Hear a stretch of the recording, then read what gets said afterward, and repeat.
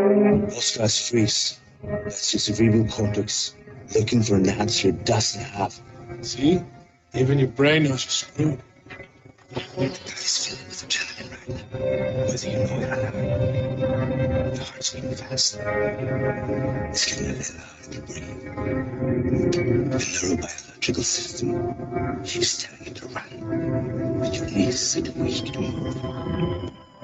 Fear is not real. The only place that fear can exist is in our thoughts of the future. It is a product of our imagination, causing us to fear things that do not at present and may not ever exist. That is near insanity. Do not misunderstand me. Danger is very real, but fear is a choice. We are all telling ourselves a story. You're listening to Revolution Radio at freedomslips.com. 100% listener-supported radio. Reporting in danger. Unafraid. Right here, where information never sleeps. Revolution Radio!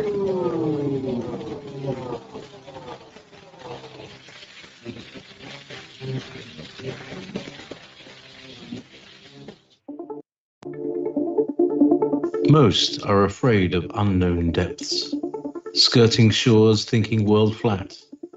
And with the island girls in celebration of new religion. Nobody led me or said this way. I sailed alone on makeshift raft with wind as companion.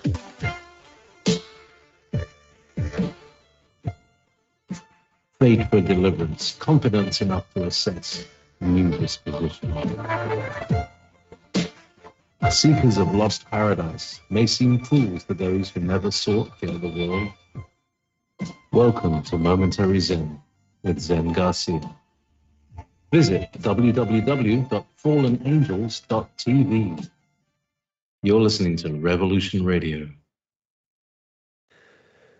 Hello and welcome, everybody. It's an honor and a privilege to be here with all of you. It's exciting to be able to share time and space. There seems to be a glow over America and optimism going into the future, which I'm very thrilled about. But this evening, we're going to be covering and speaking about the revelation of the Magi, which is a 2nd century Syriac text that was recently released by Brent Landau, I believe in 2016. And you can purchase the book. It is also part of the New Testament Apocrypha collection, which there are 3 volumes of number of different texts that were put out that were not available in English previously. So it's part of that whole thing of the Most High pouring out His Spirit upon all flesh and bringing forth that which has been hidden. But as always, I'm joined by Lisa. George, Lisa, are you there, sister? Yes. Hey, Zen. How are you doing? So good. I'm grateful that you're here with me, and thanks for your willingness. How are things there in Hawaii? Oh, there's a nice warm day. Noble and I were outside earlier and just enjoying the sun. But I understand from my auntie, I was talking to her yesterday, and she lives at kind of near you, Zen, in Georgia, and she said it's gotten pretty cold there. Yeah, it has. This evening there was a lot of wind outside, and there's a cold front coming in. It was nice during the day, and it is nice during the afternoons once it warms up. But certainly you can feel the fall chill and the soon winter chill coming December 21st when the winter solstice, shortest day of the year. But at least, even though it's going to be colder for the next 3 months going into the Gregorian calendar year, at least we'll be gaining 4 minutes of sunshine every day, and the days will start to elongate as it moves back towards the equator. And so I'm excited for that. It gets dark here very quickly, um, and that is a change. But Oh, yeah, yeah, go ahead, Lisa. totally. No, I was just gonna mention, yeah, it's just so beautiful how the Most High set up this timepiece in the sky for us, and how different places are different all over the world. Like we have some people from Australia in the chat, like Adrian from Oz, and it's just amazing to think that, you know, in his part of the world, it's like super hot right now and totally different time of day. But now that we know what our true cosmology is, as you were sharing so wonderfully on Skiba News Nation, in your interview with Jeremiah the other day. The whole cosmology is just set up. Once we know that we don't live on a spinning ball, it's so much easier to track and actually see where the sun would be going. And when we're in the Philippines, we're close to, and in my opinion, where the gates of the sun are at. You know, like they talk about Japan is like the house of the rising sun, or the land of the rising sun, and the Philippines is as well, where their hottest time of year is between March and May. Those are like their hottest months of the year, but they say it's because that's when the sun is coming out of the gate, and it's like directly over their country, Right. in the Far East. And so it's a different weather system than we have here in the Northern Hemisphere. Right. Yeah. For all those that are on the equator, you know, their hottest times would be during the vernal equinox and also the autumnal equinox when the sun is directly above them.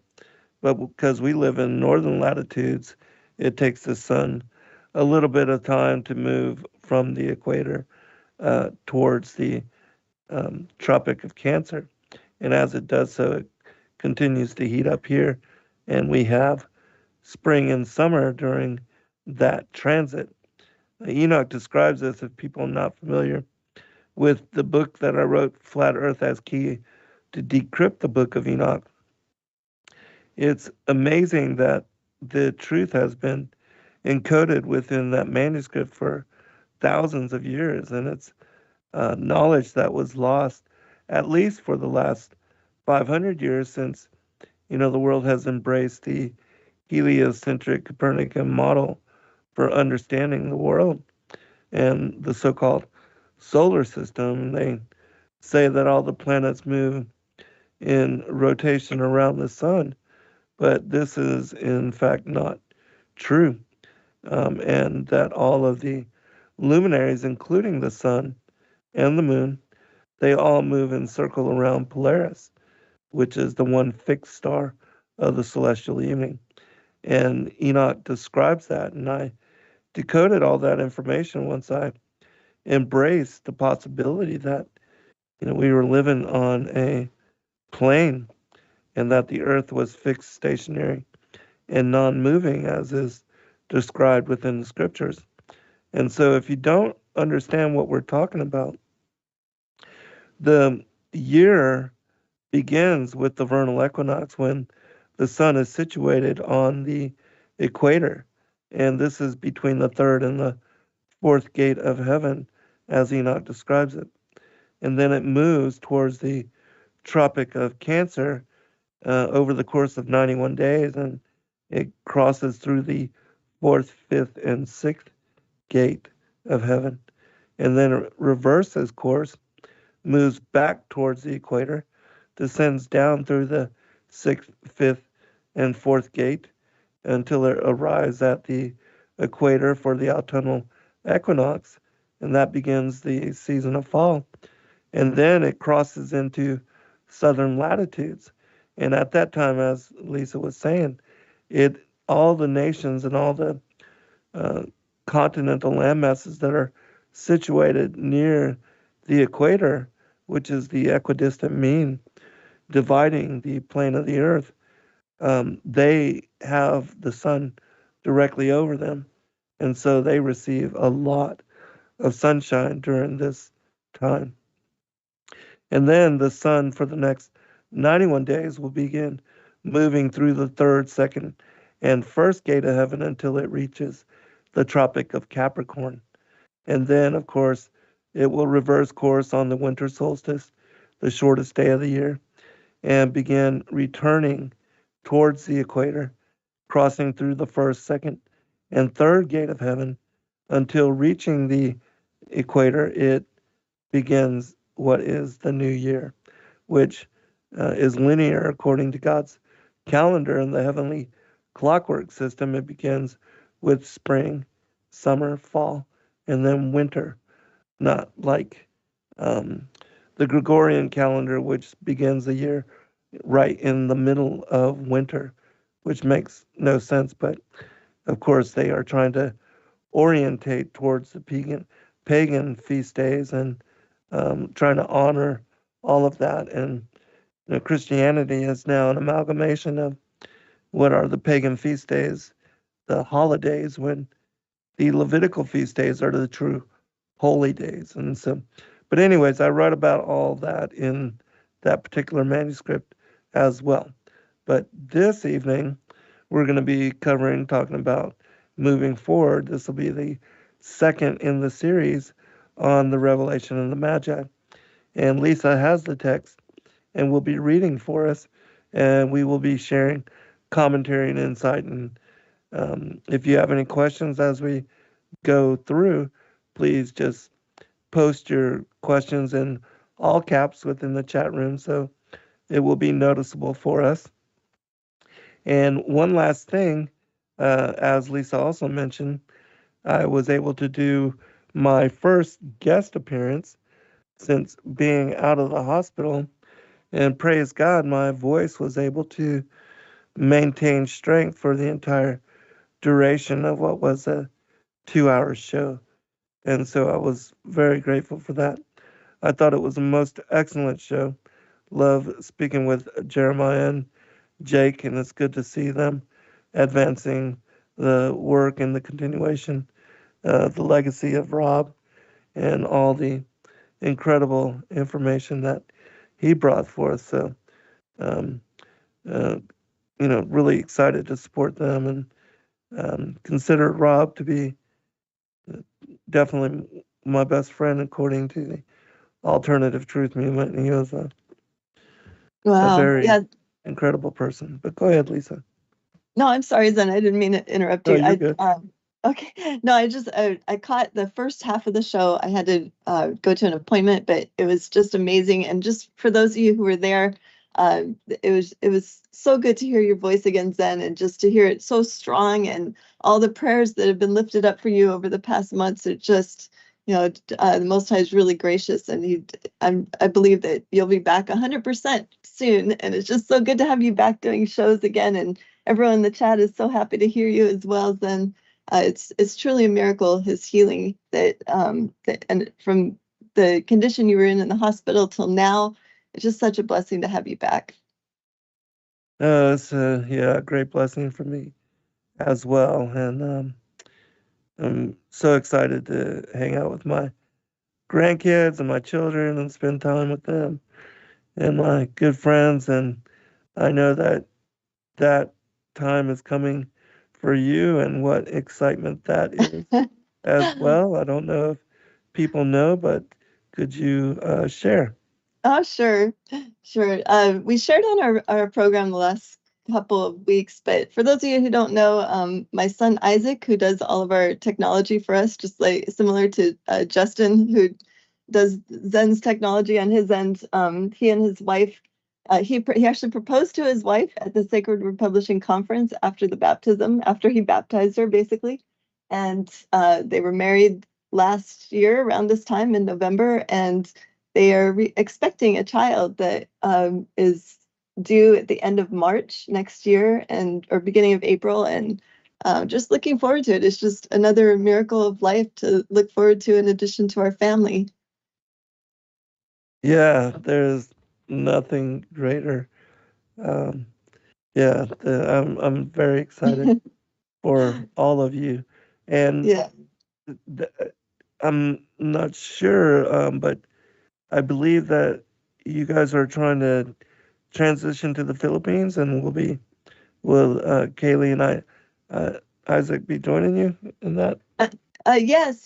That is the long-term plan. We're still in the kind of beginning planning stages, but we definitely are planning a trip back to the Philippines in the near future. And currently, speaking of this book we're going to cover today, Tim Schwab, you interview him about once a month here on your channel, and he's very appreciative of that, by the way. And also, of course, of you introducing this book through me to Tim the last time I went to the Philippines when we were there a month and a half ago.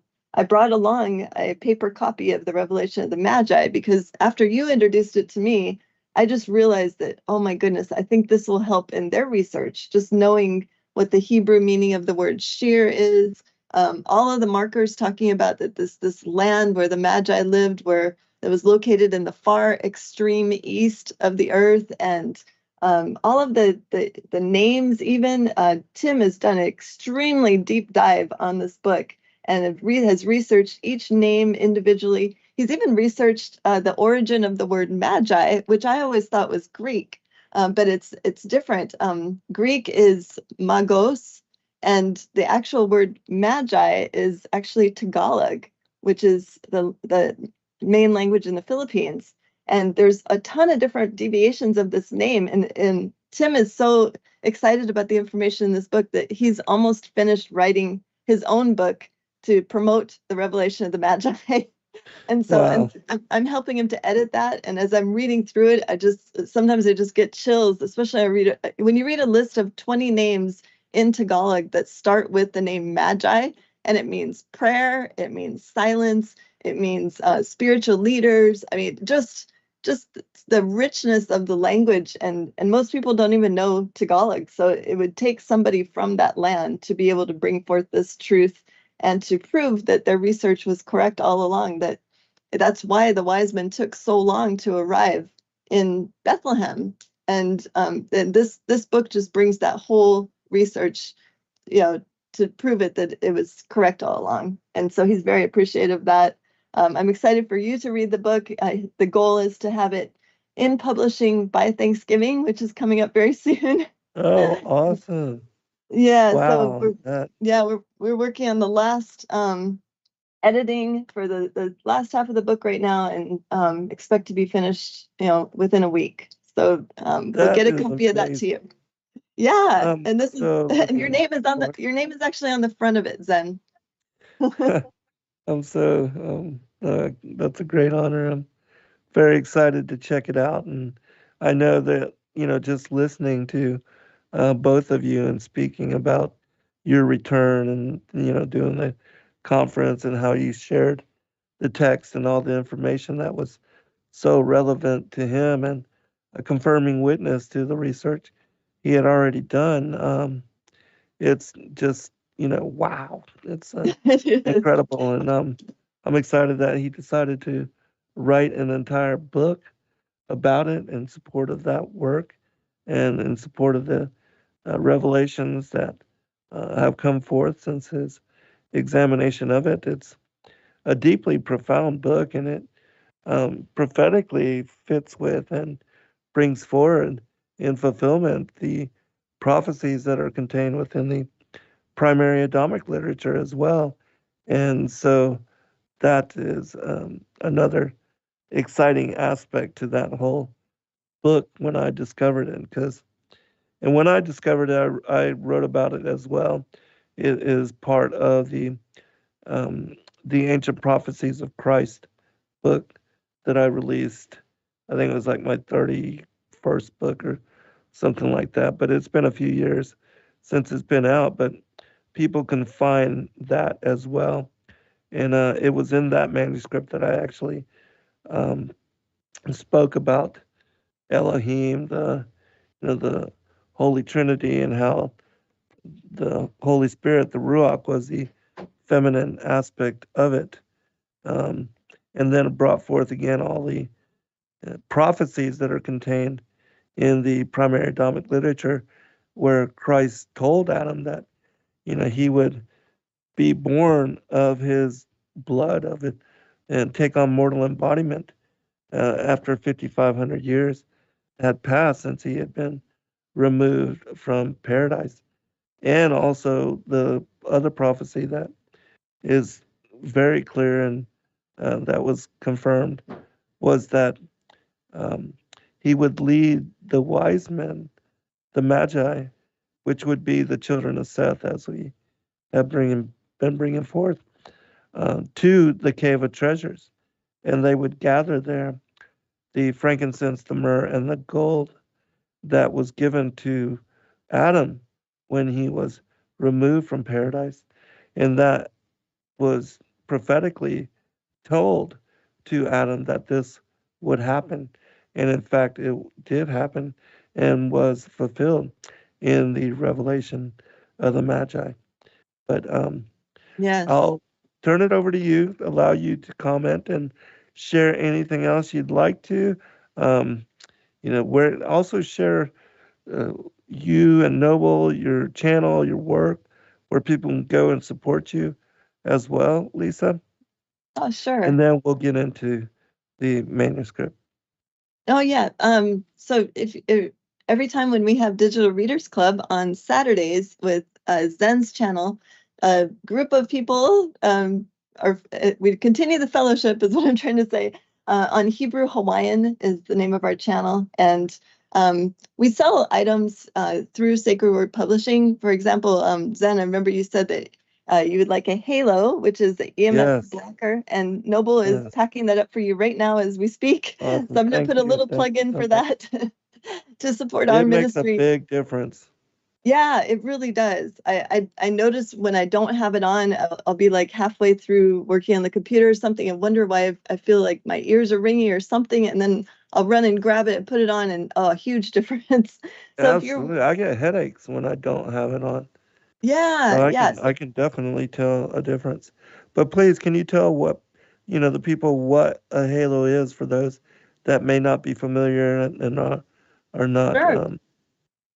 Sure. If you'd like to support our ministry, we have items at sacredwordpublishing.com in the community store. One of those is the halo. One of them is a regular EMF blocker. The halo is kind of just like an EMF blocker on steroids, because instead of just having 7 magnets to block something, which people like to wear it on their wrist, or you can use it as a necklace. My son even puts it on his head sometimes.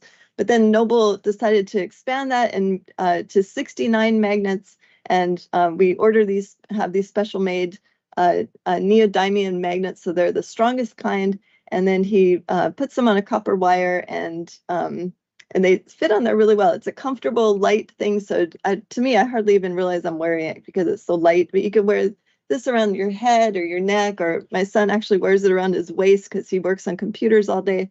And so it's a great gift for people. You can order it at sacredwordpublishing.com, and it helps when you're especially working on your technological devices, your computer, if you're on your phone.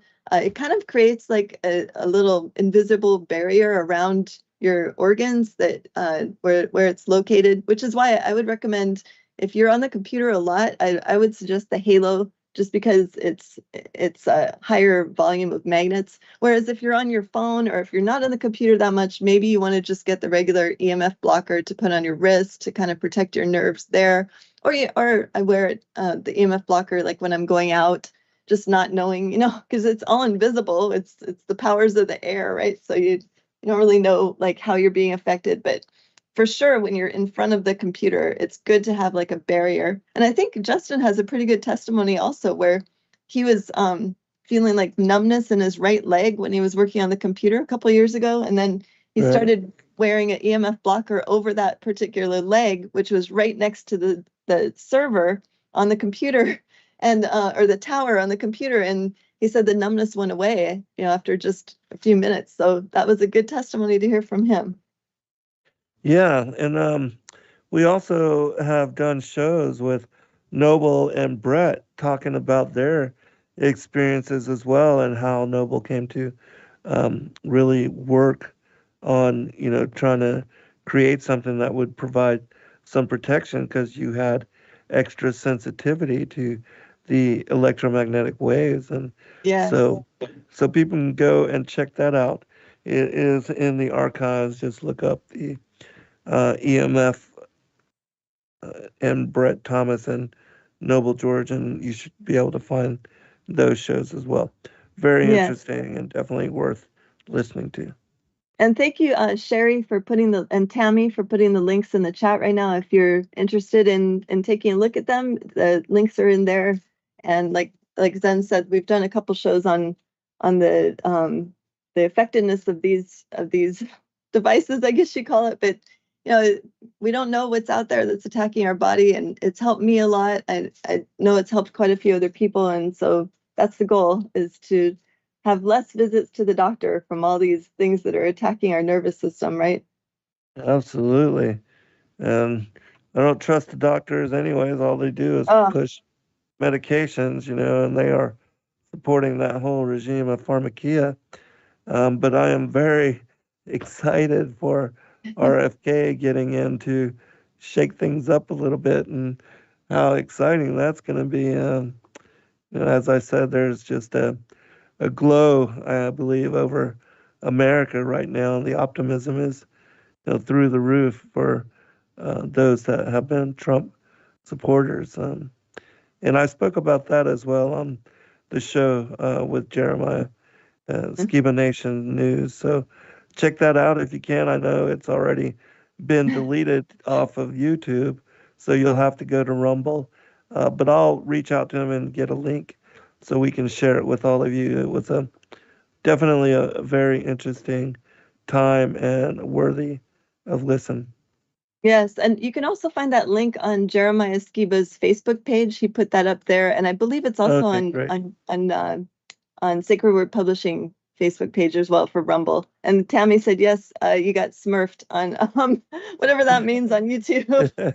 So, yeah. But that's okay. We won't talk about it too much here so that this show doesn't get smurfed as well. Exactly, yes. All right, so we should go into our reading. Zen, you ready? Please. Okay, I believe we are on chapter 14 from the last time. And I will be reading again from the Revelation of the Magi book. As Zen said earlier, there's a summary of Revelation of the Magi in the New Testament Apocrypha that is published by Tony Burke and Brent Landau as translators. Brent Landau went ahead and he published this book separately. I found mine on eBay for about $10, but you can get it brand new on Amazon. I believe it's about $40. Very small book, but the detail and I really love all of the links in the back that Brent Landau put in, and also the notes in the front to give you a little bit of background on the book. At first they thought it was like a Second Temple period book, but then they traced it back even further to, I'm sorry, not Second Temple. At first they thought it was like a later publishing in, further up in AD, maybe a 5th or 6th century AD book. But then Brent traced it back even further to find it originally written in the Hebrew, and that it would have been more of I guess not really a Second Temple, but later, like right around the time shortly after Messiah was born, written. That's when it would have been written, and that just lines up exactly with when the wise men would have been making their journey, or after they made their journeys. Yeah. So I'm excited to continue reading. Yes, let me share one quote first from this is a prophecy from the primary Adamic literature. It will set the tone for this show and the book and the information we're about to go into. It says, Adam said to Seth, his son, "You have heard, my son, that God is going to come into the world after a long time. He will be conceived of a virgin and put on a body. He born like a human being and grow up as a child. He will perform signs and wonders on the earth, will walk on the waves of the sea. He will rebuke the winds and they will be. He spoke to me about this in paradise after I picked some of the fruit in which death was hiding. Adam, do not fear. You wanted to be a god? I will make you a god. Not right now, but after a space of many years. I am consigning you to death, and the maggot and the worm will eat your body, And I answered and said to him, Why, my Lord? And he said to me, Because you listened to the words of the serpent. You and your posterity will be food for the serpent. But after a short time, there will be mercy on you because you were created in my image. And I will not leave you to waste away in Sheol. For your sake, I will be born of the Virgin Mary. For your sake, I will taste death and enter the house of the dead. For your sake, I will make a new heaven, and I will be established over your posterity. And after 3 days, while I'm in the tomb, I will raise up the body I received from you, and I will set you at the right hand of my divinity. And I will make you a God just like you wanted. And I will receive favor from God, and I will restore to you and to your posterity that which is the justice of heaven. You have heard, my son Seth, that a flood is coming and will wash the whole earth because of the daughters of Cain, your brother, who killed your brother Abel out of passion for your sister Labuda, since sins had been created through your mother Eve. And after the flood, there will be 6,000 years left to the form of the world, and then the end will come. Again, I, Seth, wrote this testament, and my father died, and they buried him at the east of paradise, opposite the first city built on the earth, which was named after Enoch. And Adam was borne to his grave by the angels and powers of heaven, because he had been created in the image of God, and the sun and the moon were darkened, and there was thick darkness for 7 days. And we sealed the testament, and we put it in the cave of treasures with the offerings Adam had taken out of paradise, gold and myrrh and frankincense. And the sons of kings, the Magi, will come and get them, and they will take them to the Son of God, to Bethlehem of Judea, and to the cave. The end of the testament of Adam, chapters 3, verse 1 through 6. All right, Wow. I think that will be a perfect setup for what you're going to be reading. Oh, definitely. Real quick, there was a question in the chat from Dale, and I think that you'll hear an answer in this reading that I'm doing today, Dale, to your question. Maybe then you want to take a look at it while I'm reading here. He put it in all caps. It's just about 4 or 5 messages up in the chat. But I'm going to start reading from chapter 14, and continuing from where we did last month. And the title of this chapter is called "The Magi Realized Christ's Polymorphism." And when he spoke all these things with us, along with a great many that we cannot say because of the great riches of their majesty, all of us went out of the cave, exulting and rejoicing that we were thought worthy for all these mysteries of that unspeakable majesty to be revealed around us and spoken with us. And we took that entire treasure that was deposited in the cave, letters having been sealed in which it was placed, and we descended from the mountain, glorifying the mysteries of the revelations of the light of the star that appeared to us. And each of us was speaking about the revelations and visions that had appeared to him in the cave of treasures of hidden mysteries. But our visions did not resemble each other, and all the wonders of many forms that appeared to us. There is one of us saying, "I saw a light in which there were many images that were amazing." And there is one saying, "I saw an infant who had unspeakable forms." And there is one saying, "I saw a youth who did not have a form in this world." And there is one saying, "I saw a human being who was humble, unsightly in appearance, and poor." And there is one saying, "I saw a cross and a person of light who hung upon it, taking away the sins of the entire world." And there is one saying, "I saw that he went down to Sheol with force, And all the dead rose and worshipped him. And there is one saying, I saw that he ascended in glory, and he opened the graves, and he raised up the dead, while they are crying out and saying, Holy is our King, and holy is his descent to us. Because of our sins, he humbled himself to save us. And there is one saying, I saw him ascending to the heavenly height, and angels opening the gates of heaven before him. And clouds of seraphs and angels are taking him upon the palms of their hands. And the Paraclete Spirit taking a diadem and a crown, and making victory shine before him.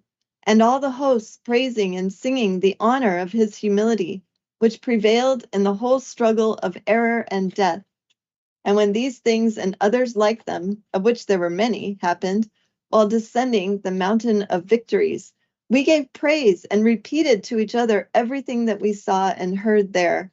And we were in great rejoicing and great exultation that we were thought worthy to see this complete gift of salvation, for which all the kings and righteous ones and prophets and powerful ones prayed and hoped and waited that they might see this sight.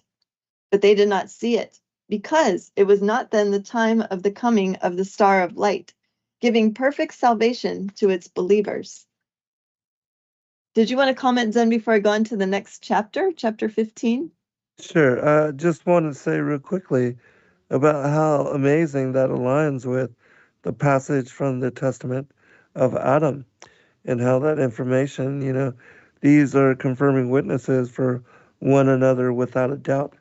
And I think after the next break, I'll share one more passage from a manuscript called Abadon, the Angel of Death, which most people are not familiar with, but it also gives us a confirming witness as to the Messiah taking on mortal form and to the timing of his descent down into heaven. And it's amazing that the Magi were able to see all the various aspects of his incarnation and his death and resurrection and his ascension back into the heavens to be with the right hand of the Father.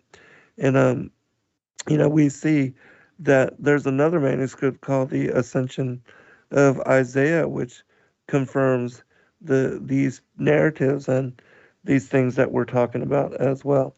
It describes the Messiah coming down, being tasked by the Father and the Holy Spirit with coming down, descending in and hiding his form so that the fallen angels would not be witness to his descent, and taking on mortal form, entering into the womb of his own volition, to the womb of the Virgin Mary, and then his life, his ministry, his death, resurrection, and final ascension.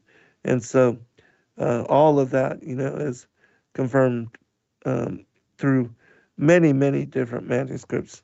And the one that I'll read later is also another that confirms this information. Oh, awesome, Zen. Look forward to hearing that one for sure. Yeah, I really enjoy this section just because it's so specific, and we don't get this I haven't read this in any other text of anyone who's witnessed this kind of, like, I guess you could say, shape-shifting in a way of Christ into all these different forms. And each wise man is beholding a different form of Messiah, but it's all prophetic, if that makes any sense. And and that it happened like in the Cave of Treasures, and that on the Mountain of Victories that they're talking about, and the work of when you read Tim's book, it's amazing. We actually went to this particular mountain when we were in the Philippines. They traced it to the one particular mountain, the Mount of the East, that's described in Genesis 10 as being a location to Mount Safar, where the offspring of Joktan traveled to, that their lands were all the way to as you go to the Mount of the East. And also in the book of Enoch, when it talks about the Mount of the East, there's even on Google Earth, on this particular mountain that we went to in the Philippines, it's even called the Mount of the East. Like, where else are you going to find that? And who would have known that that's what it's called unless you read all these extra biblical books and scripture? So, Right. Are you ready for me to continue with the next chapter? Yes, please. Okay, this is chapter 15. The Father speaks to the Magi. And while we were praising these things, suddenly a voice with much light and with unspeakable kindness came to our ears from the heavenly height of majesty, saying to us, everything that you have seen and heard and discussed and had spoken to you, and at which, behold, you are amazed, is only one drop of salvation from the house of majesty. For there is no one who can know all the mysteries of singleness except the one who is issued from the thought of the hiddenness of the Father. And no one knows the Father except the voice bringing forth the word of salvation, revealing the depth of hiddenness of the thought of the Father, in whom he is forever. And by the same voice and word, the heavenly worlds and the lower ones of the Father majesty came into being and were ordered. The angels and powers and princes and authorities, even this world in which you exist, and the height and depth and length and width.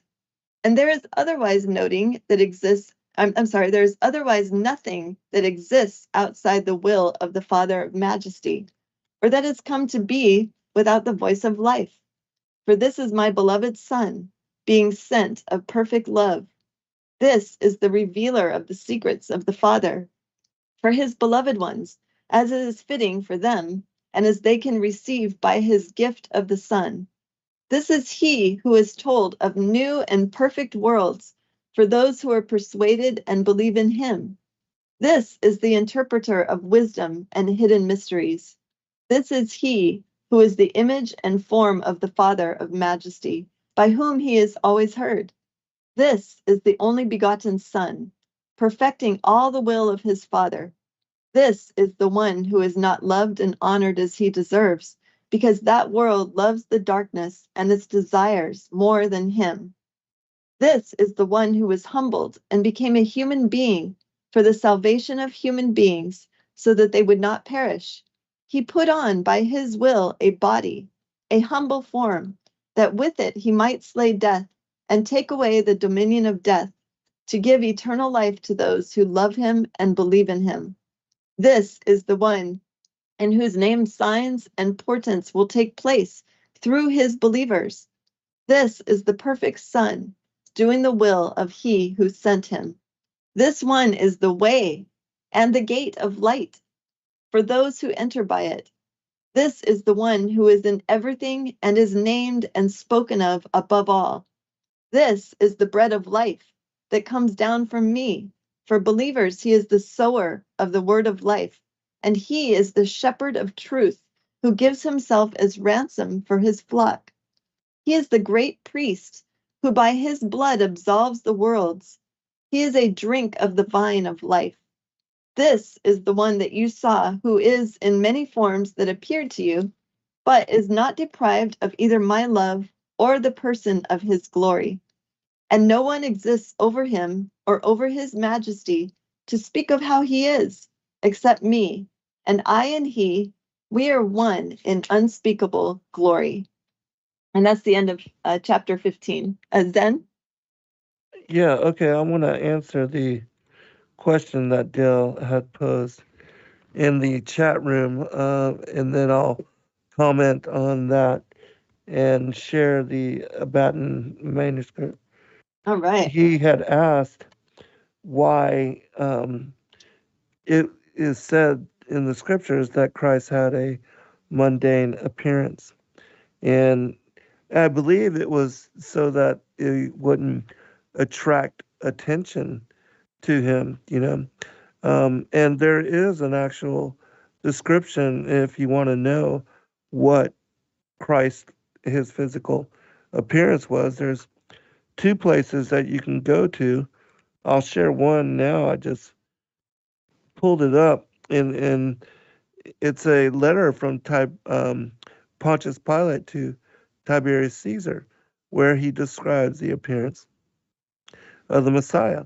And then there is another two physical descriptions of the Messiah in the Archico volume, where Gamaliel went forward and met with Mary and Joseph and Martha and Lazarus and the Mary Magdala, and you can find those. I'm not going to read those, but I'll share this one with you. And again, even though he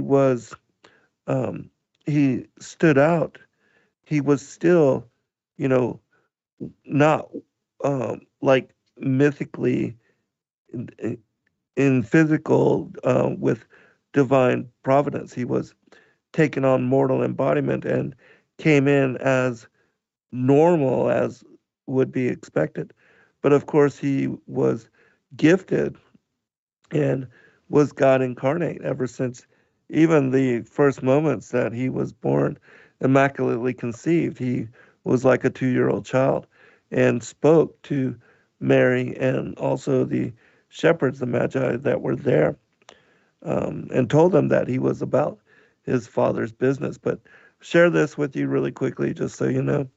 It says, a young man appeared in Galilee preaching with humble unction, a new law in the name of the God that had sent him. At first, I was apprehensive that his design was to stir up the people against the Romans, but my fears were soon dispelled. Jesus of Nazareth spoke rather as a friend of the Romans than of the Jews. One day I observed in the midst of a group of people a young man who was leaning against a tree, calmly addressing the multitude. I was told it was Jesus. This I could easily have suspected, so great was the difference between him and those who were listening to him. And this difference I'm going to share with you is his appearance, and not that he was like, divinely anointed and like with wings or anything like that. So Yeah. it says, his golden colored hair and beard gave to his appearance a celestial aspect. He appeared to be about 30 years of age. Never have I seen a sweeter or more serene countenance. What a contrast between him and his bearers with their black beards and tawny complexions. Unwilling to interrupt him by my presence, I continued my walk but signified to my secretary to join the group and listen. Later, my secretary reported that never had he seen in the works of all the philosophers anything that compared to the teachings of Jesus. And so, yeah, he was different, but again, um, he it was just because of his physical appearance. But Yeah. go ahead, Lisa. No, I was just going to say that aligns also with some other physical appearance descriptions of the Messiah. Like, it just reminds me of the one in He Walked the Americas. The first, I believe Yes, it's the first chapter in there, where he has lighter color hair and yes, looks different. Like, we're always taught, oh, he was Jewish, he was. right, He right, looked like he was Middle Eastern, probably, right, but it's not that description that we get in these books. right, exactly, exactly. And there's also a large group of people, the biblical Hebrews, that believe that Christ was black. But Yes. again, that is not what the ancient narratives say. I mean, this is a letter from from Pontius Pilate to Tiberius Caesar, and he was a direct witness to Christ and gave a physical description of him in that letter. And as I said, in the Archica volume, you can find 2 more confirming witnesses. So out of the mouths of 2 or 3 witnesses shall the truth be established. And if you want to know more, I've done an entire show on what Yahushua looks like. Many shows, as a matter of fact. And you can just search that in YouTube and you'll find them. All right, I'll get you to comment once more and then I'll share this passage from a book called Abadon, the Angel of Death. Oh, right on. Is that the investiture of Abadon, or that's a different one you're going to be reading? This is different. Okay. This is from the Ancient Prophecies of Christ. And actually, I'm going to take a sip of water while you comment. Okay. Yeah, I see a lot of comments in the chat. That was such a great reading you just did, Zen. I love the confirming witnesses. It helps so much to have extra books that are not part of the biblical canon, but that are valid. And a lot of them, I mean, maybe there's been some heavy glossing done in some of the other books, like I've seen in the Cave of Treasures. It's very similar to this reading that we're doing today, the Revelation of the Magi. But it's a more recent, it's kind of more of like a rabbinical commentary on this book that we're reading today, the Revelation of the Magi, but it still has excellent information, historical information that we can take from it. And I think that that's true of so many other books that a lot of Bible scholars just throw out saying, no, that's not canon. We don't want to read it. But that doesn't discount that they have very valid information within. Absolutely, which is why I think it's important to read and study at least before one decides to criticize and, and to say that something is worthless. If you haven't even read it, which so many people do, and that is hypocritical. I mean, how can you judge and condemn something when you don't even know what it says? Yeah, there's a Bible verse about that. I'm trying to remember what it is. Who condemns without reviewing something. I can't think I'm horrible at quoting that right now. Yeah. I think it's like Proverbs 25:2 or something like that. Yes, exactly. All right, let me share this and then we'll continue on because my goodness, are we almost at break already? Yeah. I'll probably be able to get this out before the break. This is from a manuscript called Abadon, the Angel of Death, which it was found in the 1st century in the Jerusalem church, where the the stepbrother of Christ, James, became the first bishop.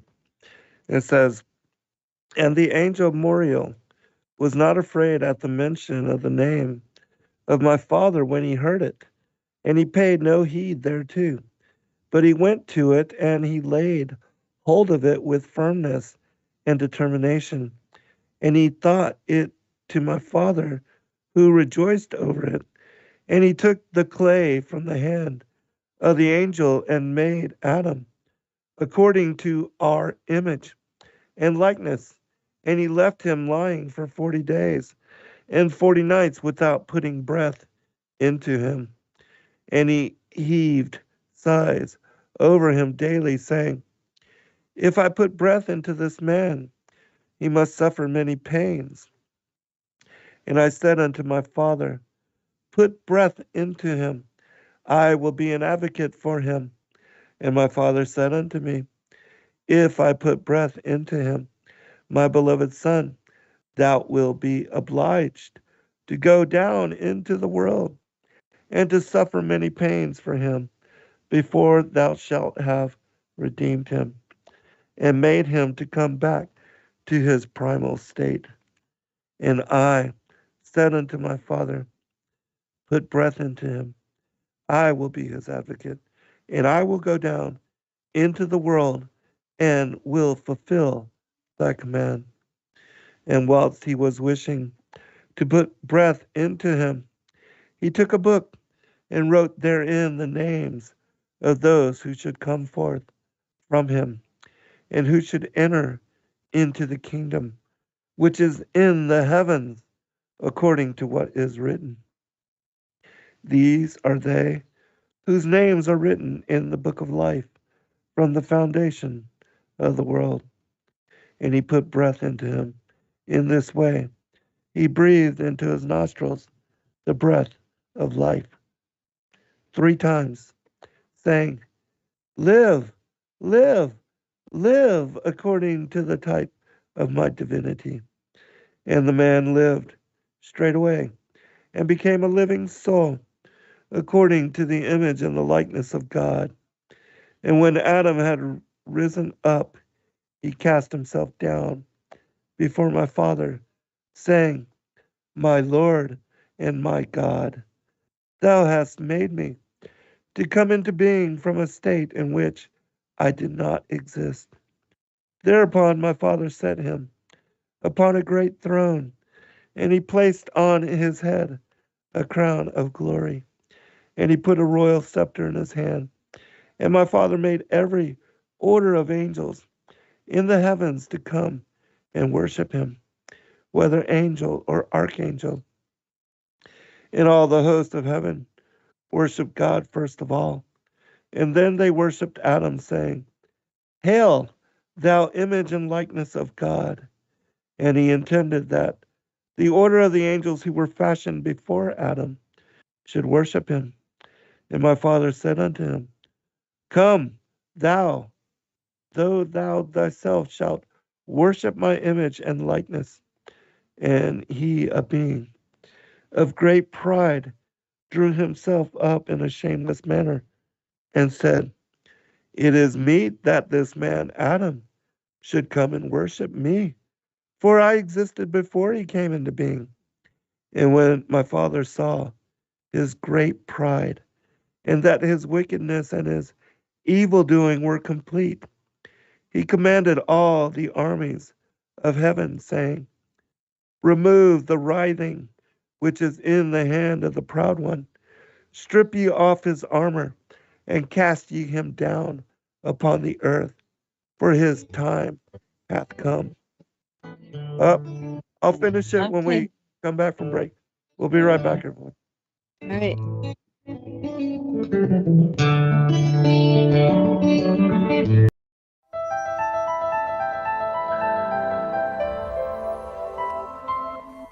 As a bookstore for truth seekers, it's our goal to make ancient manuscripts which were once held captive by secretive institutions available for public consideration.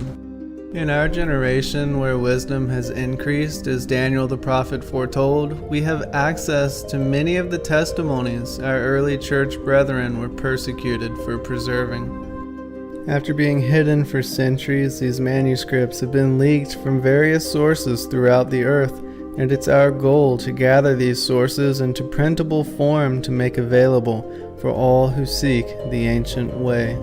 If you're looking to deepen your studies of the biblical narrative, find these ancient manuscripts and more at sacredwordpublishing.com.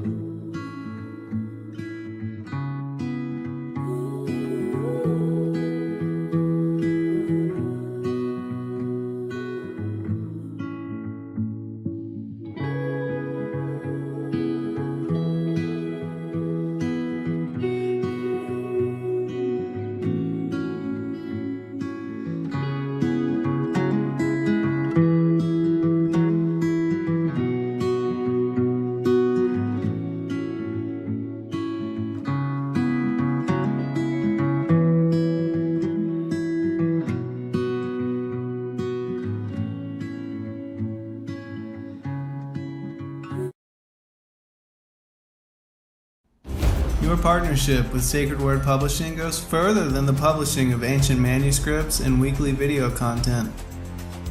You also make a huge impact across the earth in orphanages in Myanmar, India, Uganda, and Kenya. Your support is crucial for the development of the ecclesia of real truth seekers. We thank you for joining us in hosting Secrets Revealed, Momentary Zen, the Digital Readers Club, Ask Me Anything series, and other shows that have helped lead so many to the truth of salvation. To become even more involved, please visit patreon.com/sacredwordpublishing, where you can partake in exclusive, interactive, patron-only content and help us continue shining the light of love in this darkened world.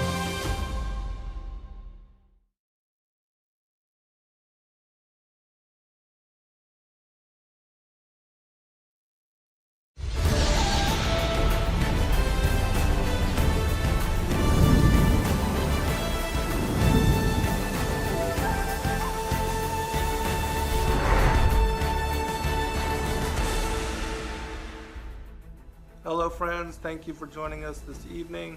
I'm your host, Zen Garcia.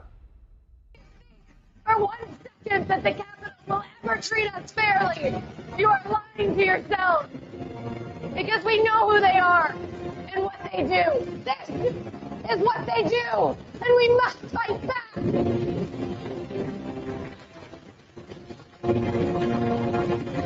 You can torture us and bomb us. Fire is catching. And if we burn, you burn with us.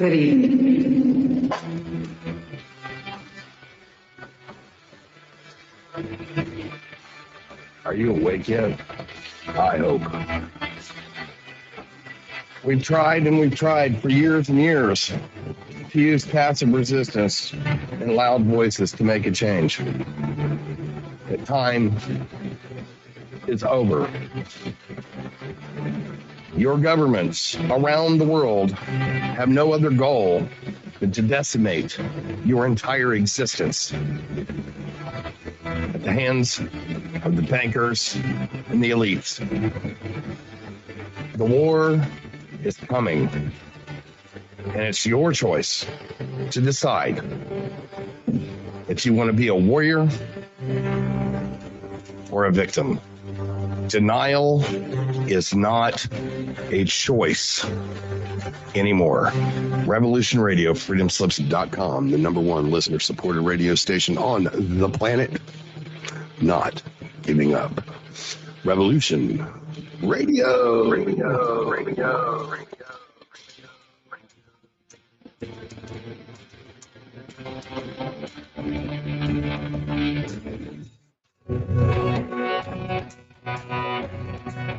All right. Thanks for listening while we take that short break here at Revolution Radio, freedomslips.com. And now we're going to get back to your host.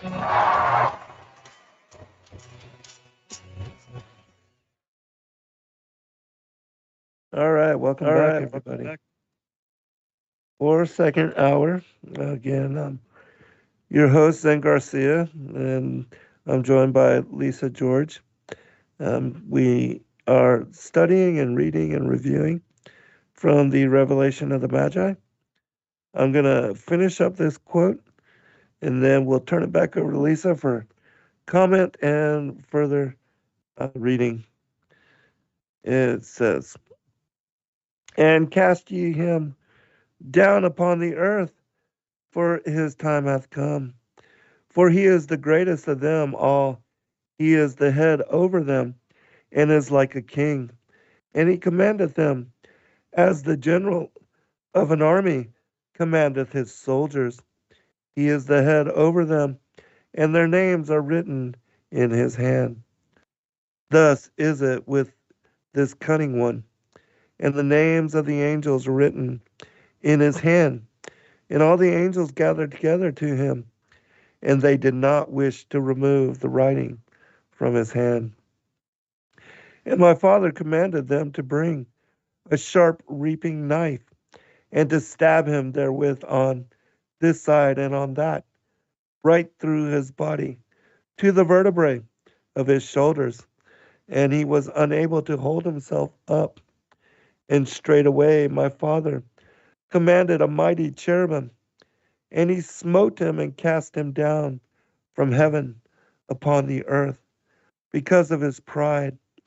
And he broke his wings and his ribs and made him helpless. And those whom he had brought with him became devils with him. And my Father made them take Adam into paradise.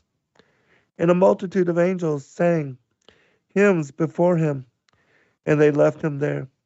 And he continued to ascribe blessing unto God. And Adam lived alone in paradise for 100 years. And when he had completed the period of 100 years, now Adam lived in the paradise of delight, and remained there alone, and the angels used to come to him every day. My Father said, It is not good to allow the man to live by himself, but let us make for him a helper, like unto he himself. And he brought a deep slumber upon Adam, who fell into asleep, and he took out one of his ribs and filled up the place thereof with flesh. And he made a woman according to the form of Adam. And when Adam woke up out of his sleep, he saw her, and he said, This now is bone of my bones and flesh of my flesh.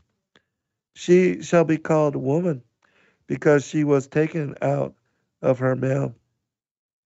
I'm almost done. Now it was Adam who gave names to all the cattle, and to the wild beasts, and the birds, and to every living creature which moveth upon the earth, and even to those which are in the waters. And all of them did Adam give names, according to the command of my good Father. And Adam lived in the paradise of delight, he and Eve his wife, for 200 years, and they were virgins, and they were even as the angels of God.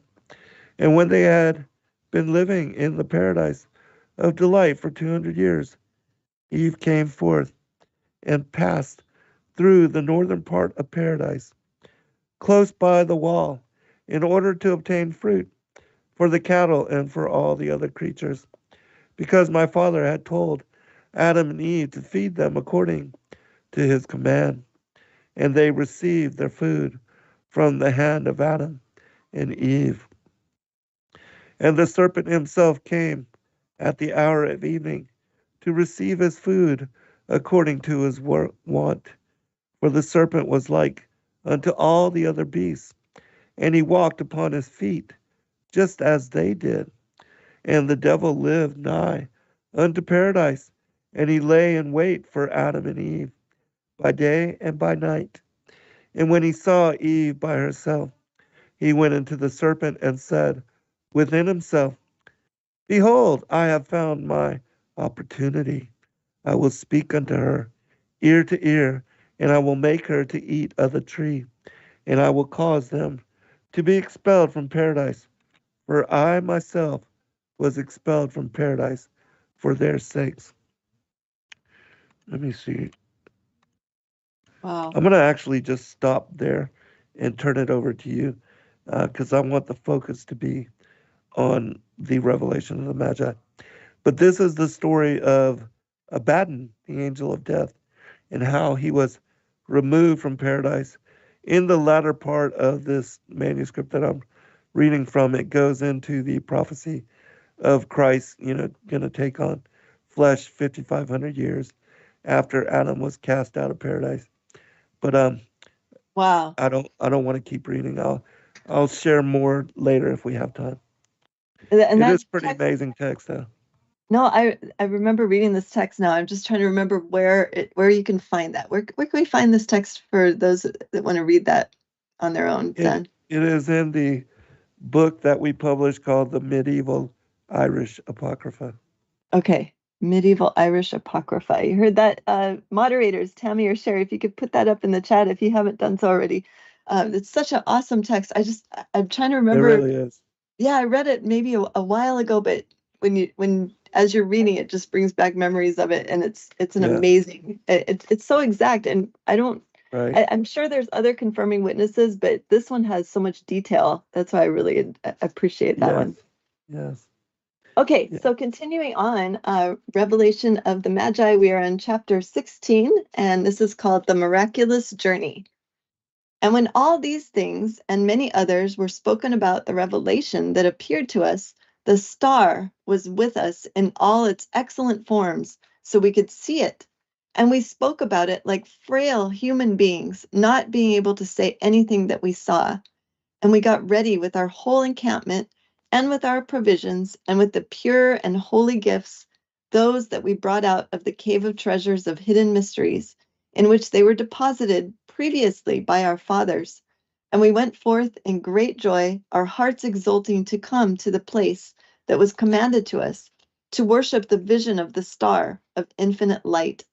And the star, our guide, our good messenger, our perfect light, our glorious leader, again appeared for us, going before us and upholding our whole caravan from all sides, and enlightening us by its hidden light. And we had no need of the light of the sun or of the moon, because their light became diminished in its sight. And by night and by day we walked in its light, exulting and rejoicing without a distress or weariness. And it prepared before us a blessed dwelling place in which to reside, while we rested and exulted. Even our provisions were abundant in our eyes, and did not decrease, but rather from one day to another they increased when it came to rest over us with its light. And it gave rest to us from all our fatigue, as if we were not journeying on the road, and it made mountains and hills and rugged places level before us. Even the rivers before us we crossed by foot, without fear, because of the light of our good guide that went along with us for our encampment. And again, when we crossed into the places of beasts and vicious snakes, we trampled them with our feet. And our leader and our guide in his glory appeared to each one of us in all forms and appearances, in every stage. And he filled our hearts with great joy. And all the stages in which we journeyed were short and swift in our eyes, because our victorious sign and our powerful light, which is beyond every human mouth to speak, guided us with its victorious strength.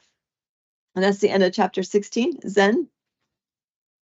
I just love this manuscript. It's so awesome. Oh, and Sherry was asking what she should post. We were asking for the link to the medieval Irish Apocrypha, which you can find at sacredwordpublishing.com.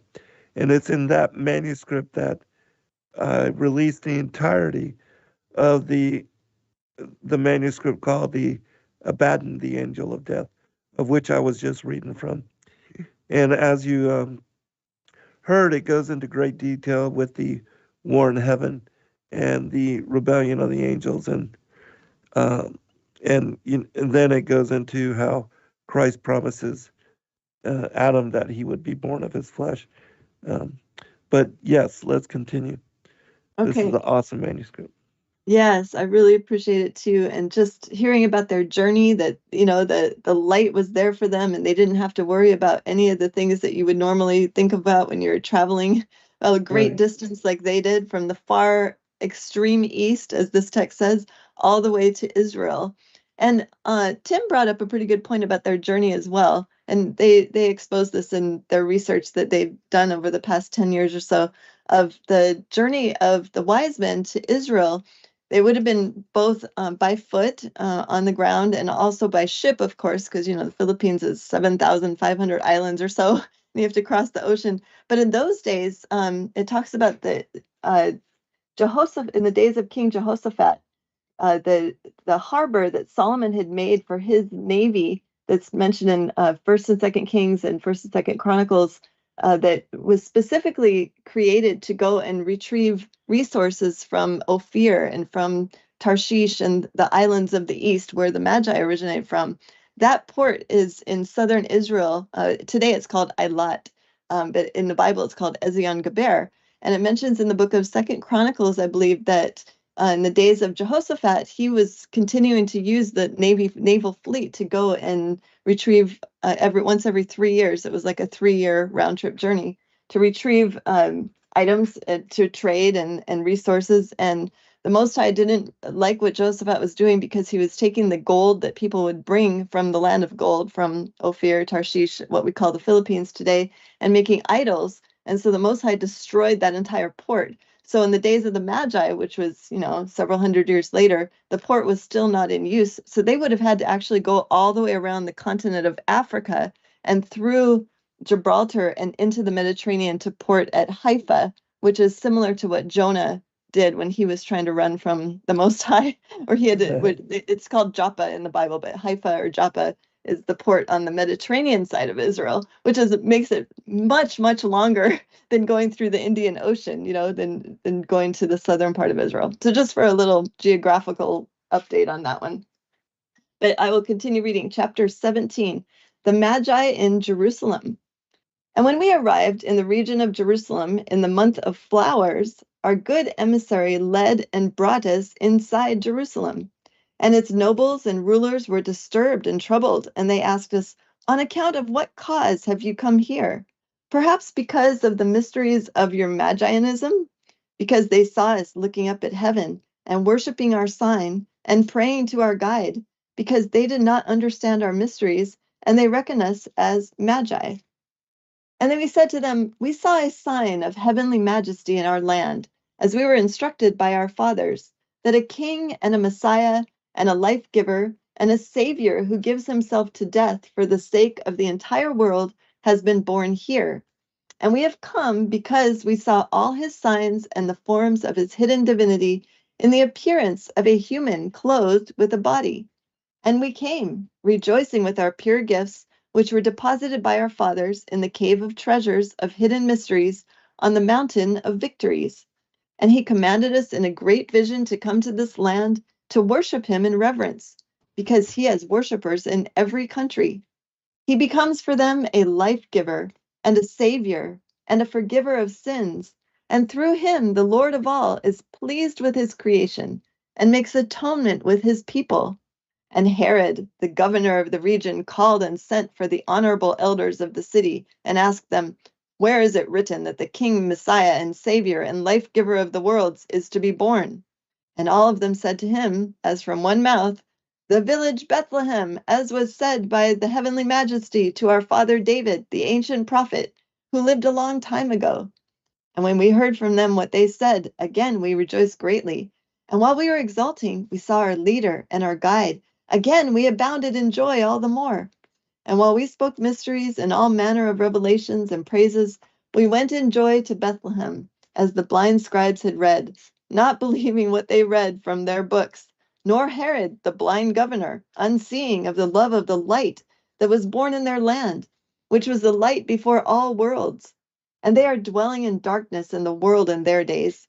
But Herod said to us in his deceit, when you have seen the Messiah, come and tell me that I also may go to worship him. And because he was not worthy for the worship of the light that was born, because he was a dweller of error, it was said to us by our guide and our light that we should not return to him, because he was not worthy to see the great light of the world, because he was totally deaf and blind to its worship.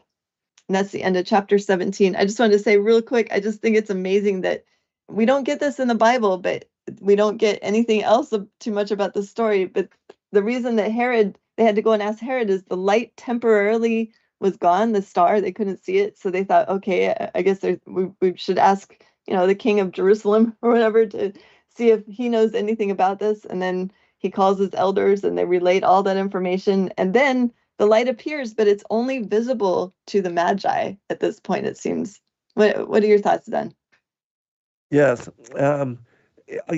Everything was meant to be, and then Herod would be convicted for, he believed that, Messiah would be king and would overthrow him, not just his kingship, but, the powers, the principalities, the rulers of darkness and spiritual wickedness in high places. He would overthrow everything. Yes. But yeah, everything was meant to be. And the reason that Herod killed all the children that were 2 years and under was because when Messiah was born, as is declared in the infancy gospels, he took on an appearance and aspect, the size and of a 2-year-old child. And that was the description that had come back. And that's, again, the reason why, even though he was just born, that Herod killed all the children 2 years and younger, because, he didn't want to leave any stone unturned. And of course, we know that according to the enmity between the seed of the woman and the seed of the serpent that was declared in Genesis, and the prophecy that the seed of the woman would crush the head of the serpent seed at the same time that it was nipping at his heel, that this would be fulfilled in the coming Messiah. And so Satan would do everything he could to prevent the birth, but then after the Immaculate Conception, to then destroy Christ as a youth before he had he believed the authority, even though he was born with providence. And, that Mary was even able to use his bathwater and his swaddling clothes to heal others. And so it shows to you that he was special ever since even his immaculate conception. Yes, and to me it sounds like too his birth was just like an invitation only type of amazing event, like the shepherds and a lot of Yeah. people don't realize that the wise men were not there at the same time as the shepherds. Like they came way later, like you said, around the time when the great slaughter by Herod was done. And I'm sure I see Dale in the chat. He put yes, probably serpent seed. And yes, we can track Herod's lineage back to Esau. He was an Edomite. Right. And so Right. definitely, yes, serpent seed, as well as a lot of the like when I was in church and researching and learning about the wise men, we were always taught, oh, they came from Persia and their names were Balthazar and Melchior and whatever. But it's kind of like if it was that special of an event, and these magicians or so-called that originated in Persia, they would have been offspring or relatives of Balaam, because that's where Right. Balaam Right. originated from. Yes. So why would they be invited to come Right. to this like monumental event when Right. they were along the same lines as Herod? They would have wanted to see the event, to be able to kill the Messiah right there, Right. Right. Right. Yeah, they would have been pagans according to that story, but they weren't. They were the seed of Seth, the Yes. children of Adam. And they had been appointed, they were told prophetically about the coming of Messiah, and that they would set up this order to watch and to wait and to see the fulfillment of it, which they did. Yes, definitely. And also too, Persia wouldn't have taken them that long to arrive. I mean, why would they have waited over a year before they took their like 1 month journey probably from Persia to Right. Israel? It Yeah, doesn't, true the that. distance, there's so many things that don't make sense when you look Yeah. at that whole story and what we've been taught, as opposed to when we get manuscripts like this. It's like, wow. I mean, to me, after reading this manuscript, there's other witnesses like the Cave of Treasures and others that back this up. But this particular manuscript, knowing that it was basically rescued from the bowels of the Vatican Library very recently, within the past 10 years or so, and translated to English, that I mean, to me, I don't see anything questionable. That this totally aligns with Scripture. It totally aligns with everything that it could have and probably should have been included in the Bible. What are your thoughts on Right. that, Zen? Yeah, there's a lot that should have been included in the Bible. It's my opinion there should be like 10 or 12 volumes. Oh, And yeah. the Bible should begin with, as it did, the infancy gospels, the life of Mary, and leading into what was the early childhood, the infancy narratives of Christ. That should be the first portion, leading into the, then the regular gospel narrative as far as the New Testament. But yeah, there's so many stories that have been excluded that only now are recently been translated into English, like all the New Testament apocryphal texts.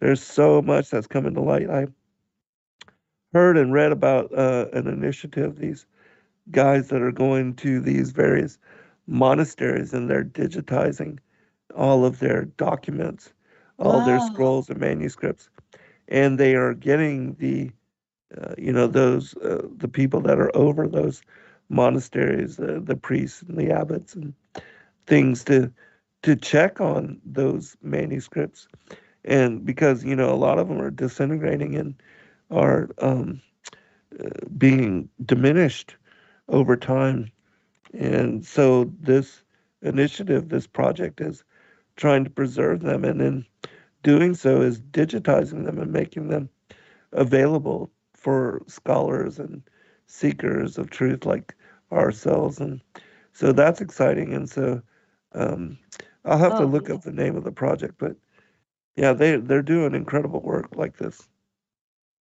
That's extremely exciting. Also, too, they're not done with the Dead Sea Scrolls. Like they haven't released probably hundreds of documents from that particular find yet as well in English, or actually, I think even in Hebrew. I think there's evidence. I think I'm trying to remember who I talked to, but there is evidence that some of the books, even from that we consider New Testament, were found in Dead Sea Scrolls as well. So there's exciting things coming up. I mean, this whole knowledge will increase that's been prophesied in the Bible is definitely coming to pass as far as having more things at our disposal to read from in our language, which is awesome.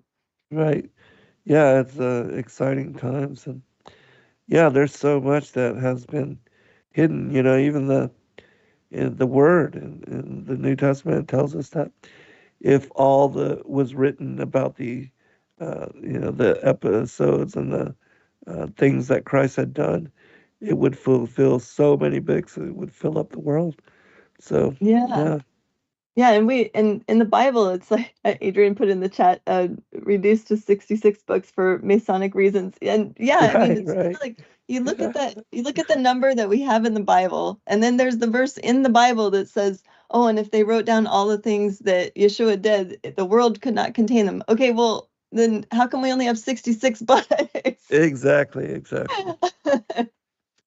Okay, I'll continue reading. Chapter 18 is called Arrival in Bethlehem.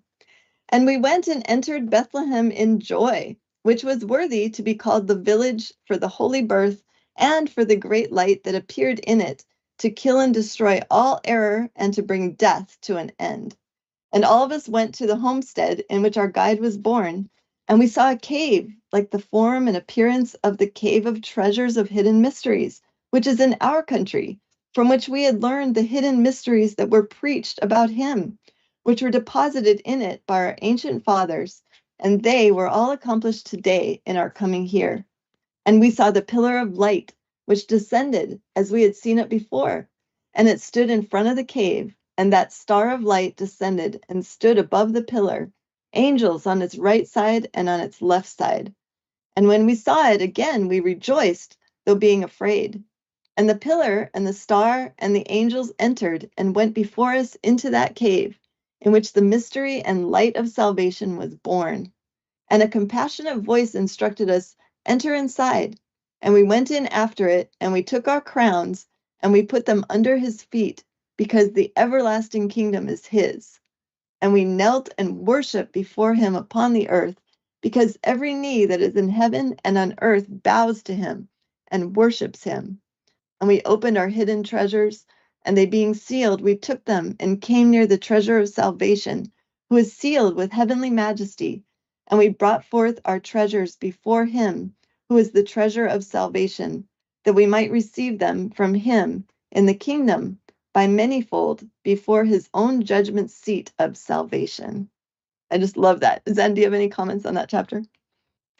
It's just awesome. I mean, the entire reading, everything that comes forth, and it's so good to see you, Rin, in the chat, and Adrian, and Kyle, and everybody that's joining us, Shay, Dan.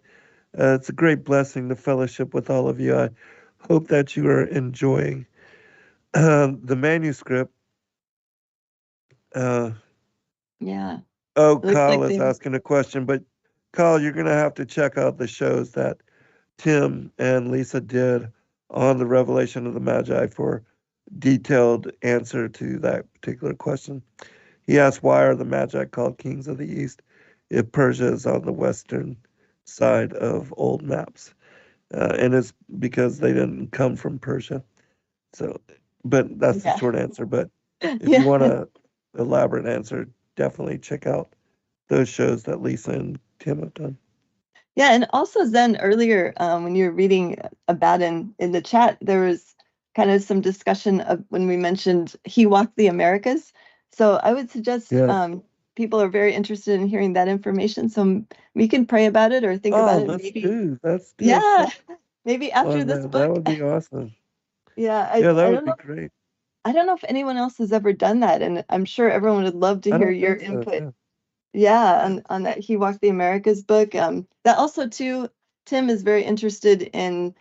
He hasn't read the book yet. I've kind of introduced it a little bit to him, but he's doing all this research about the where the people from the land of Havilah, or as we call Ophir, migrated. And to me, there's a reason why, the term for Native Americans formerly was Indians, because that whole Right. land of India at one point included the Philippines. It used to be not what we have in modern India today, but like the entire Southeast Asia used to be called India. And so Yes. I think there's some pretty good research that can come from using that book, and maybe you have some other resources then that we can talk about. Yeah, absolutely. We'll do that. We'll definitely do. After we're done with this series, we'll do some shows on that. For those Awesome. that don't know what we're talking about, He Walked the Americas is um, information from an anthropologist that lived with different native tribes. And they shared with him their stories, their oral traditions, and they trusted them because he lived amongst them for such a long time. But all of the stories that he wrote down and documented were passed on to his daughter, and his daughter put them in a book called He Walked the Americas. And again, it's about how Christ had engagement with the native peoples, both in North America, Central America, and South America, and how during that time he was teaching them the Ten Commandments and basically the law of love and Dharma, and that there was also amongst them a division where some worshiped the feathered serpent, and they were the ones that do the victim and child and blood sacrifice, and that had that part of their worship because they worship pantheon of these gods and goddesses. And so it will be a very interesting study, and it's also it gives a physical description of Christ as he came to them, walked amongst them. They called him the pale healer. Yes, and I think it's very very relevant today. I don't know what's wrong with me. I can't talk very well today. I think it's very relevant, especially too for the audience, because and you as well, Zen, if you have Native American ancestry, which I believe you Yeah. do, right, Zen? Yeah, we're Apache.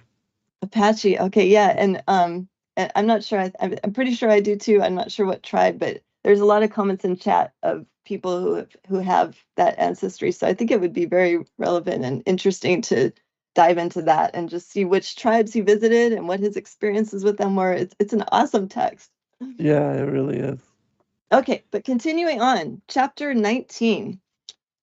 Let's see, Epiphany in the Bethlehem cave. And the glorious infant and the ancient light, perfecting the will of the Father of Majesty, opened his mouth, and he said to us with a love of abundant and sweet mercy, Peace to you, sons of my hidden mysteries, sons of the East, of the heavenly light, because you have been found worthy to see the ancient everlasting light, you and also your fathers. And as you were worthy, behold, you have received him in perfect love without doubt. And again, you will be worthy to see him in his great light, before which there will no longer be any mysteries, because they are all fulfilled in him. And he alone, from this time onward, rules over all, and all are subject to him. For it was I who revealed to you in your land, and I spoke with you by mysteries. And again, I became for you a guide and leader to this place until you came in peace before me. And again, I shall be with you even until the end. And I am not separated from you, nor from all those who believe in me with perfect love. And again, you will be witnesses for me in the land of the East, together with my disciples, those who are chosen by me to preach my gospel. And when I have completed the will of my Father regarding everything that he commanded me, I will go up in the glory in which I was with him. Yet even now, while I am speaking with you, I am with him and have not become separated from the majesty of the Father. Now I shall give to you another sign at which you will be astonished. In the hour that you see the sun darkened in the daytime like the night, and there is a great earthquake upon the earth, and the voice of the dead is heard from their graves, giving praise. Then at that time, know that all the times and seasons have come to an end in my coming to you. And lift your eyes to the heavens and see them open in glory before me.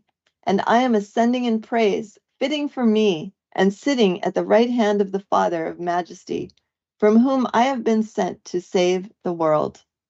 And that's the end of chapter 19. Zen, you have a comment? Awesome.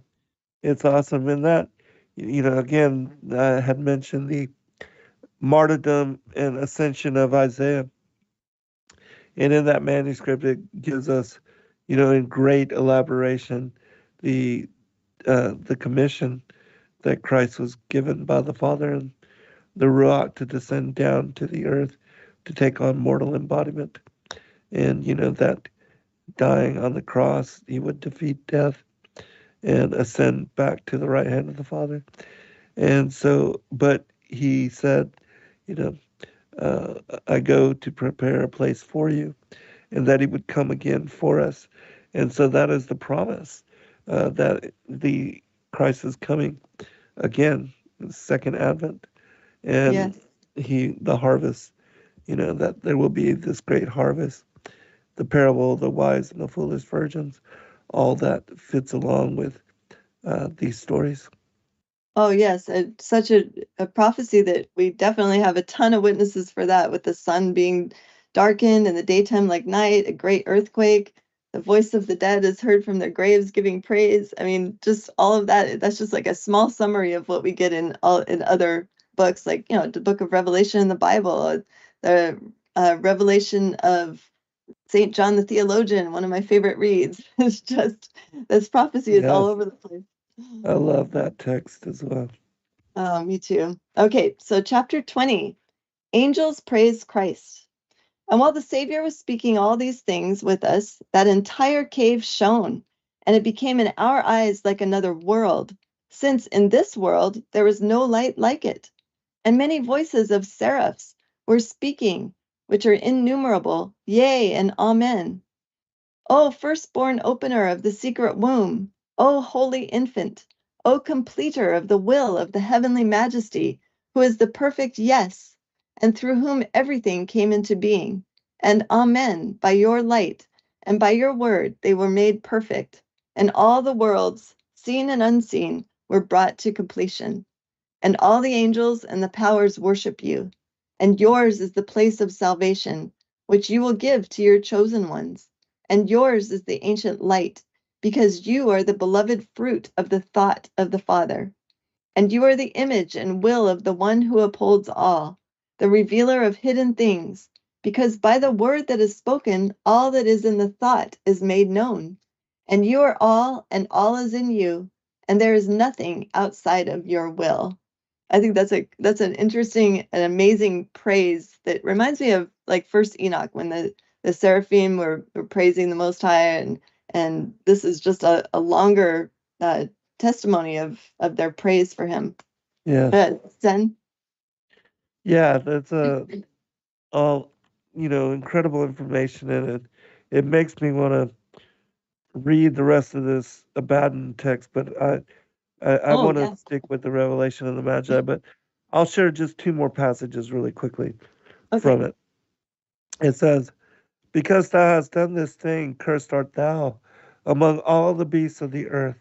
Thou shalt walk upon thy belly all the days of thy life, and all thy seed shall be accursed throughout all the generations on the earth. Thou shalt eat earth and ashes all thy time, and so shall all those that shall come forth from thee. It was in this way that the serpent came to walk upon his belly, according to what my Father decreed for him. And he said unto the woman also, because thou hast done this thing, thou shalt bring forth children in sorrow and sighing, and thou shalt turn to thy husband. And similarly he turned to Adam and said unto him, cursed be the earth because of thy deeds. Thou shalt eat thy bread by the sweat of thy face, and all those who shall come out of thee shall do likewise. Behold, thou shalt die from this day onwards, because thou art earth, and thou shalt return again to the earth. Thou shalt live in the world a life of 930 years. And when death cometh upon thee, thou shalt turn to the earth again. Thy soul shall abide in a mente, and thou shalt sit in black darkness for 4,500 of years. And when 5,500 of years are fulfilled, I will send my beloved Son into the world, and he shall abide in a virgin womb, that is to say, the Holy Virgin Mary. She shall give him birth on the earth in lowliness and humility, and after she hath done so, she shall remain a virgin, even as she was before. He shall pass 33.5 years in the world, and he shall receive every attribute of humanity, sin alone excepted. He shall perform innumerable mighty deeds and wonders. He shall raise the dead. He shall drive out the devils. He shall heal those who are sick of the palsy. He shall make the lame to walk, the deaf to hear. He shall make to hear, and the dumb he shall make to speak.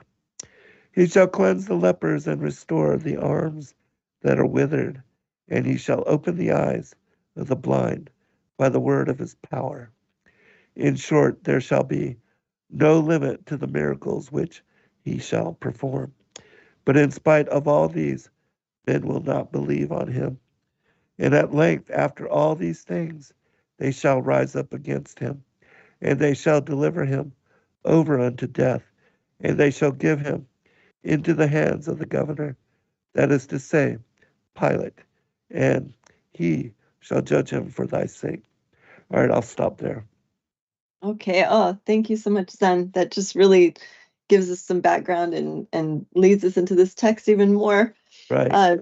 Right. So, chapter 21, the commissioning of the Magi. And when all these praises were spoken, and we heard, we were afraid and trembled, and we fell upon the ground like dead men. And the child, the offspring of light, stretched out his right hand mightily and put it upon us. And he comforted us and said to us, Sons of my mysteries, do not be afraid. For all these things that you have seen and heard from the first day until today, and at which you are amazed, even those ones that you hear, are not greater than I am. But for you, they are mighty, because you are clothed in weak flesh. Yet for me, they are very small things. For because of your frailty, you are not able to see or hear a single one of the wonderful things that belong to me with the Father who sent me. But since you have been found worthy to see and hear these things at this time, and behold, you are amazed at wonderful things are in your sight, again you shall be deemed worthy by my love, which is with you forever, to see and hear these great things that cannot be spoken now, and neither watchers nor angels are able to speak of them, because these things are very great, even for them. Therefore, rise and go in peace to your light-receiving land, because you have been deemed worthy to receive the perfect light of the heavenly majesty, and to come and worship it with your gifts in joy. Behold, you have completed everything that you were commanded by your fathers, and you have also been deemed worthy to know and learn the ancient hidden mysteries, which were written for you from the first generations. Now behold, you have seen the completion of your mysteries, and you have completed everything that you have been commanded for my love and for my witness.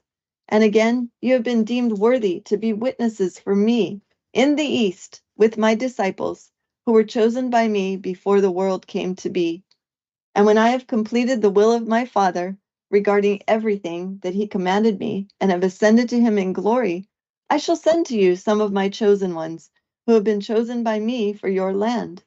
And they shall speak and witness the truth with you, that it may be your seal with one accord. Therefore rise and go in peace. Again, I am with you in all visions and signs, just as I am with you from the first day. For just as I am in sight and in all forms here, and behold, you are amazed by all the visions and forms in which you see me, I am also with the Father of majesty, whose will I am since the world began, and I am never separated from you, nor from the presence of the Father, because I am a ray of his light, and I was sent to you to enlighten you.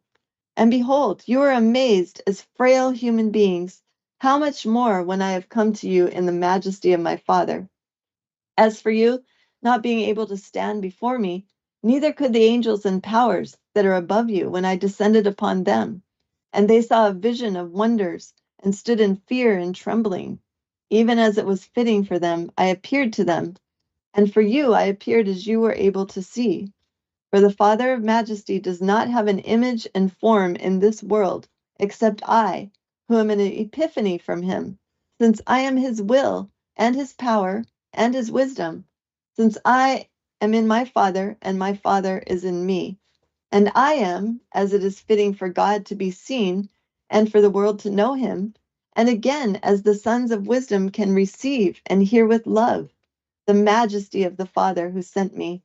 And now I have appeared to you in the form of humanity to fulfill everything that is written about me. Because of the reason and the foolishness of your ancient father Adam's sin, which became your downfall to Sheol, death has had authority over you, and error has reigned in deceit over your generations, and has supposed in its rashness that it was lord over you, and that you had become its property forever. And again, I have made known to you, your fathers, and even to that ancient race of yours, your freedom, because you are from the race of light. And it was not in vain that you were created in the world, and heaven and earth, and all the worlds came into being for your sake. And also, the Father of majesty of this love sent me, and I clothed myself in your form, that by it I might bring to an end and destroy all those who afflict you and your captors. And I shall offer you to the Father, before him as a pure and perfect offering, since there are no blemishes of error on you. And I shall set you free with love and with truth, with pure water and the birth of the Holy Spirit. And you shall be for me by love, brothers and believers, like infants, in whom there are no blemishes of evil, from now until forever. Therefore, joy and praise and thanksgiving he will cause to go up from you in the heavenly heights, from you through me, since I am his will. And joy and redemption and the fellowship of the Spirit and eternal life shall be given to you through me, since everything is in agreement without division.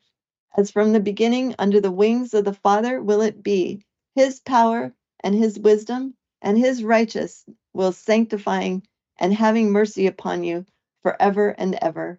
And again, a voice from on high and from every direction and from inside the earth was heard, which answered and said, Amen, the will of complete salvation, joy, and peace to all the worlds.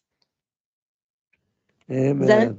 That's just I love this chapter. It's very long, but it's so packed full of interesting things. Did you have any comment, Zen? Just that, again, it's amazing how prophetically all the things were told to Adam about the coming of Messiah, that he would be born of his seed. And it shows to you that Adam knew the word of the Lord, and that he did not just, as the Jews try to say that the Israelites only worship the Father, that they worship one God, that they were monotheists. But in truth, they worship Elohim, the Father, the Son, and the Holy Spirit. And they knew them ever since, Adam was in paradise and being banished to the earth. He told his children and his family about the Holy Trinity, about Elohim. And they knew the word of the Lord, as it says in the Targum so many times, so many places. They called him the right hand of God, the Logos, the helper, the Memra of the Lord. And so, it's a fallacy to believe that, the Israelites were monotheists.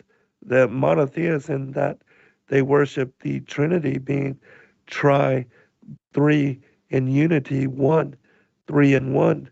And so, That's a very important revelation to come to. And this is something that has been confirmed by the Thracian manuscripts, of which I just spoke with the bishop, and I've been asked to come up with a number of questions. And he's going to be joining us once a month for show as well. Wow. Yeah, the bishop of the modern Thracian church, and he'll be talking about the translations, and we're going to be making a point to push to get a lot of these epistles and chronicles translated into English so that we can share them during those broadcasts. And I'll be also Stella, my good friend Stella, who's translating those materials into English for us. She'll be joining me as well to share, the new translations and to provide insight into the work she's doing. Oh, awesome. Yeah, we met her at the conference, I believe, right? Yes. And then she's reached out to us too. It wanted to see if, Noble, how it teaches Hebrew, to maybe work on some translating with you, Zen, in the future. She's reached out to us a couple times. Yeah, that's super exciting. That'll be great to have him on the show. I'd also noticed too in this text it said, because you are from the race of light, and that kind of brings to mind like the Dead Sea Scrolls, the battles between the sons of light, the sons of darkness. Exactly. If they're from the race of light, what's the other race? And that they were bright natured, they were not flesh, before their fall. Yes, exactly. It just it's so interesting too how he's explaining that that he's showing himself in the form basically that humans can handle. Whereas, as you mentioned in the vision of Isaiah, how he descended in the form so that angels wouldn't recognize him. But then, he says in this text also that when he descended, that they wouldn't be able to handle some of his other forms. So even the angels can't handle seeing, him in certain forms as well. It seems. Right. Yes. Yes. Okay. There's another chapter, there's several more chapters in here, but I can continue reading chapter 22. It's kind of short. I think we're almost out of time already. Okay, we got 4 minutes. So 4 minutes. Should I read a short chapter here, chapter 22? Sure. Yeah, go for it. Okay. The Magi meet Mary and Joseph. And when we received from him the commandments of salvation, we went forth from his presence in great joy and much exultation, and with praise, our hearts being filled with great hope to come to our land. And Joseph and Mary, honored and blessed people, went out with us, they who were deemed worthy and entrusted to be called by the name parents, and to be upbringers for the offspring of the voice of virgin hearing, and upbringers for the perfect will of complete mercy.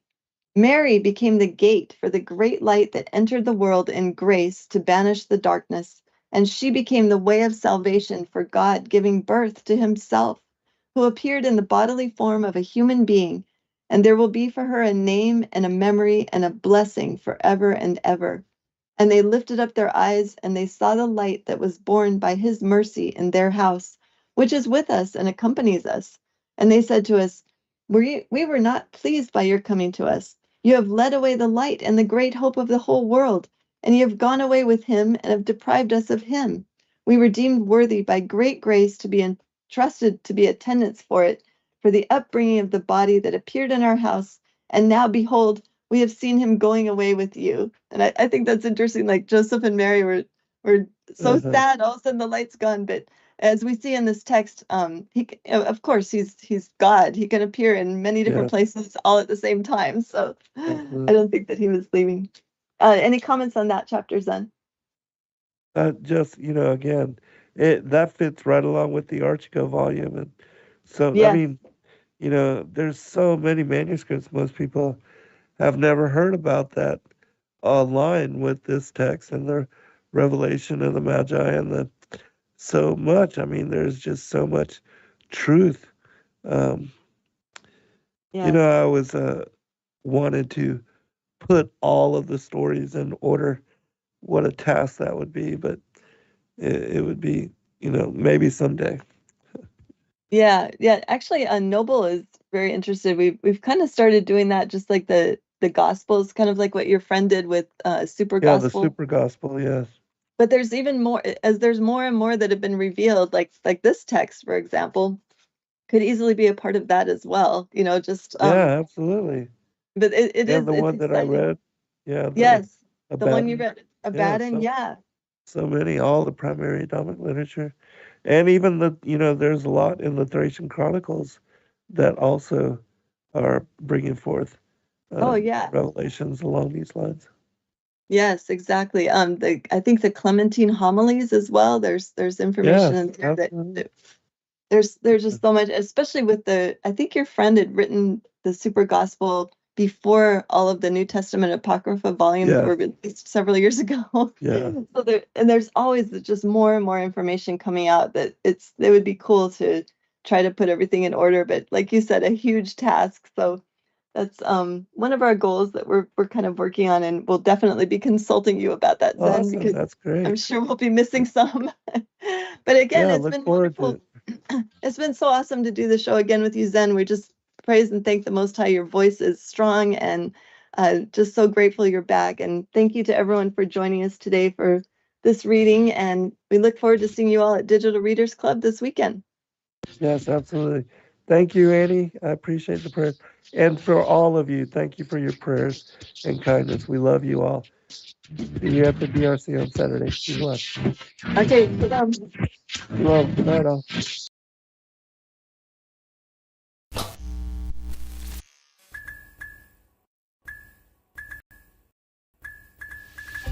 Thank you, everybody, for joining us for this video and this broadcast. We appreciate all of you and thank you for your patronage. Please do like and subscribe and share with your friends. God bless all of you in your seeking.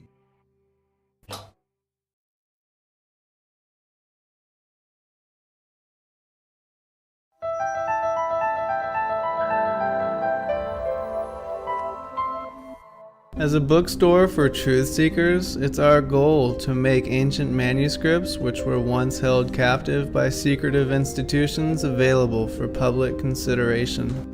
In our generation, where wisdom has increased, as Daniel the prophet foretold, we have access to many of the testimonies our early church brethren were persecuted for preserving. After being hidden for centuries, these manuscripts have been leaked from various sources throughout the earth, and it's our goal to gather these sources into printable form to make available for all who seek the ancient way. If you're looking to deepen your studies of the biblical narrative, find these ancient manuscripts and more at sacredwordpublishing.com.